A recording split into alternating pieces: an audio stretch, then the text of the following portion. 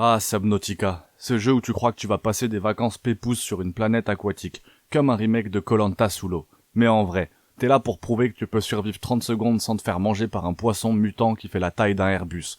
Bienvenue dans le simulateur de thalassophobie extrême.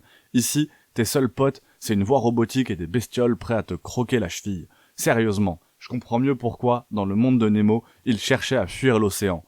Là-dedans, si tu veux voir la lumière du jour, c'est compliqué. T'as 80% de chances de finir en bouillie pour alien carnivore. Bon, le jeu donne un beau décor sous-marin, avec des algues qui ondulent et tout le bazar pour te faire croire que t'es dans un National Geographic. Mais en fait, c'est comme s'ils avaient dit aux développeurs, ok, on fait un beau jeu de survie. Mais si tu survis, c'est que t'as pas joué assez longtemps. Subnautica commence de manière super subtile. T'es dans une capsule, ça explose de partout. Et là, tu réalises que ton plus gros exploit pour l'instant, c'est de ne pas avoir fini en barbecue orbital.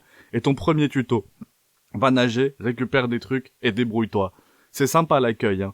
Surtout qu'au bout de 10 minutes, t'as 3 niveaux de faim, de soif et d'oxygène qui commencent déjà à clignoter. C'est comme un Tamagotchi sous stéroïdes. Sauf que cette fois-ci, c'est ta vie à toi qui est en jeu. Oh, j'ai soif, j'ai faim, j'ai plus d'air. Ça pourrait être le slogan du jeu presque. En plus, tu te retrouves à boire l'eau des poissons. Oui, les poissons, c'est une faune locale qui prend tes réserves d'oxygène, ton espace de stockage et ton intégrité mentale.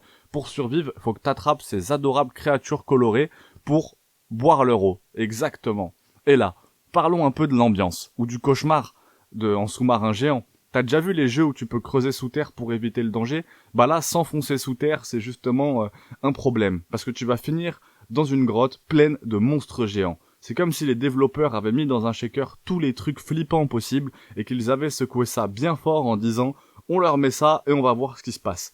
Subnautica, c'est un jeu où tu te balades tranquille et bam, un Léviathan passe comme ça à côté de toi. Un Léviathan, c'est quoi? Ah bah c'est juste un truc qui fait 3 fois la taille de ta capsule de survie avec des dents assez grandes pour remplacer la tour Eiffel. Et bien sûr, ces bestioles sont partout où tu as des ressources importantes à choper. Des loots à prendre, un Léviathan. Une caverne, un Léviathan. 3 mètres sans mourir, un Léviathan. Bref, Subnautica c'est un peu le jeu parfait pour ceux qui trouvent que les films d'horreur sont trop calmes, et qui adorent l'idée de mourir étouffé par un poisson radioactif de 12 mètres. Si vous aimez le concept de boire votre propre urine pour survivre, ce jeu est fait pour vous. Subnautica résume bien ce qu'est la vraie survie. Et je te parle pas de la survie contre des zombies ou des créatures magiques. Non. Là, tu te bats contre toi-même, contre ton instinct qui te crie de remonter à la surface. Parce que l'eau, c'est peut-être la source de la vie.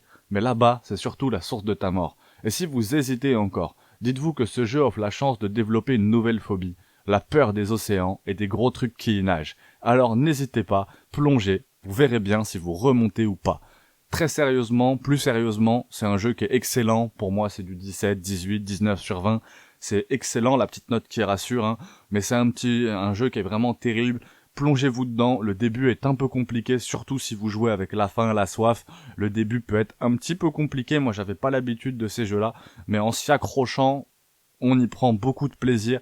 Il y a énormément de surprises, c'est aussi un jeu qui a une vraie fin, c'est pas juste du craft à l'infini, ça c'est quelque chose qui m'a vraiment plu et qui est important, c'est pour ça que je vous le souligne là, c'est un jeu qui a un vrai début, un vrai milieu et une vraie fin. Pour un jeu de survie, de construction et de craft, bah, je trouve que ça a pas été beaucoup vu, donc si vous avez des jeux similaires, n'hésitez pas à m'en parler, j'aimerais bien les faire, et pourquoi pas aussi faire une vidéo dessus. N'hésitez pas à vous abonner, le petit pouce bleu vous connaissez. C'était un des tests les plus longs, d'habitude les tests font 1 minute, là j'ai tenté un format un petit peu plus long que d'habitude, et n'hésitez pas à mettre bien sûr vos retours en commentaire. Force à tous, on se revoit très très très bientôt.